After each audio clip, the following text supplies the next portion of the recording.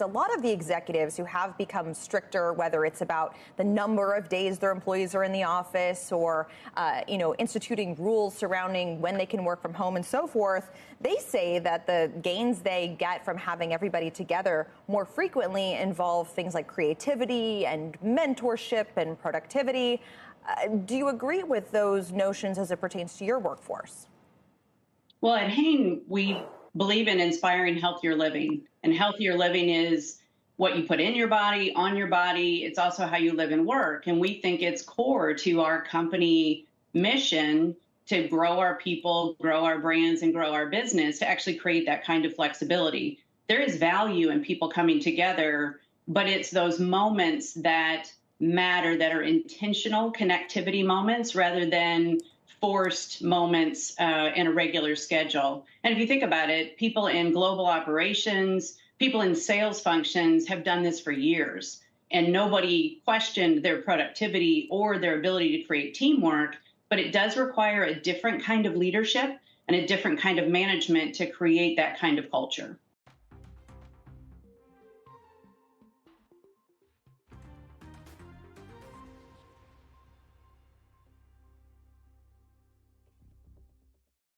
Hey everyone, welcome back to the Future of Work Weekly Report, where we take your favorite C-suite buzzwords, microwave them in Slack for 90 seconds, and serve them back with a side of receipts.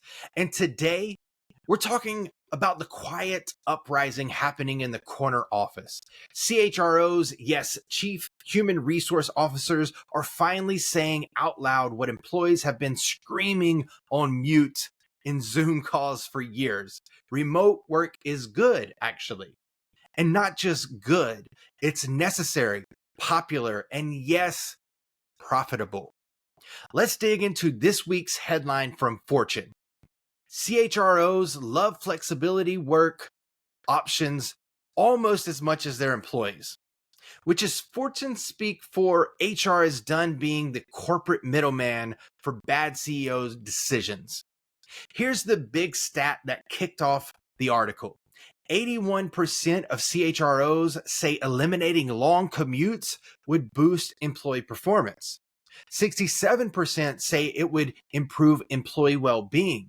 And 83% say cutting flexibility would actively hurt the company's ability to attract talent. So, CEOs, let me translate that for you in your favorite dialect. ROI, return on investment, flexible work, performance up, well-being up, retention up. Your back to office mandate, not the flex you think it is. Let's be real. CHROs haven't always had real power. For years, HR has been treated like corporate customer service. Your manager sucks? File a ticket. But that's changing. According to the same report, 89% of HR leaders say their role has more influence than ever before. And they're pushing back. Why? Because CHROs are tired of being the cleanup crew for executive ego trips disguised as culture. They've read the research, like this one. A Mercer Marsh benefit study found flexibility is the number one desired benefit across every single generation. That's right. Boomers, Gen X, Millennials, Gen Zs, all of them. Even the interns are like, please, not another ping pong table. Let me work from wherever. Of course, none of this is guaranteed. A CHRO's ability to actually do anything still depends on one thing, their relationship with the CEO. If your CEO thinks people operation is just sending swag boxes and cutting cost, you're probably still stuck in beige cubicles wondering why turnover is so high. But if your CEO sees HR as a strategic partner, guess what? You're likely not hemorrhaging talent every time you say RTO.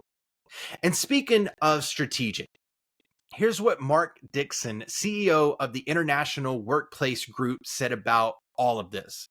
By embracing flexible working models, companies can unlock greater productivity, attract and retain top talent, and ultimately build a happier workforce, which is correct. And not just because he runs a company that benefits from co working spaces, because it's backed by data. Performance, satisfaction, access to talent, it all goes up when flexibility is baked in, not ripped out.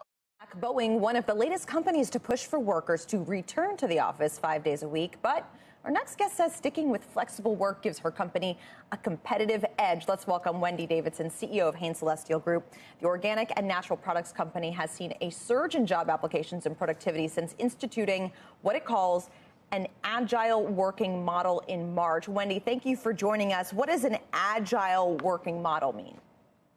Well, good morning. Agile working for us means flexible work, flexible locations. We implemented a hub and spoke model. So our headquarter location is the hub. Our offices and plant locations around the world are our spokes. And we give people the flexibility to come together for what we call moments that matter, moments to ideate, to collaborate, or to celebrate, but not as a permanent location.